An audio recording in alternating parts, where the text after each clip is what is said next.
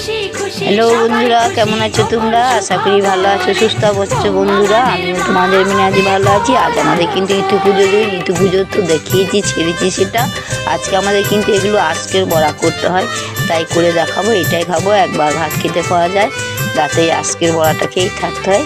সুরুচিগুলি বড়া আমরা গ্রামের এটা বলি, কাঠের জেলে। এরকম আমি বড়া করেছিলাম ঠাকুরের জন্য, এবার মানুষের খাওয়ার জন্য। এই যে আমি গুলে নিয়ে এসেছি আদা, জিরে, লঙ্কা, চাল গুঁড়ি সব কেটে নিয়ে চলে এসেছি। তারপরে এক একে সব এরকম আমি বানাবো, তোমরা দেখতে থাকো বন্ধুরা।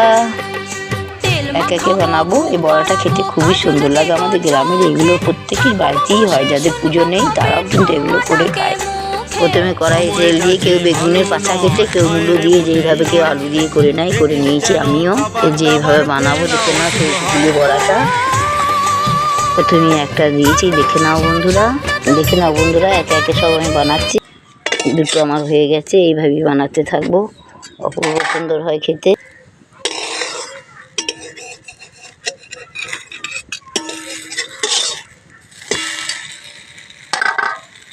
একে একে বড়গুলো সব আমি করে নিয়েছি বন্ধুরা। অপূর্ব সুন্দর খেতে হয়, এগুলো গ্রামের নিয়ম করেছি, খুব ভালো হয় খেতে।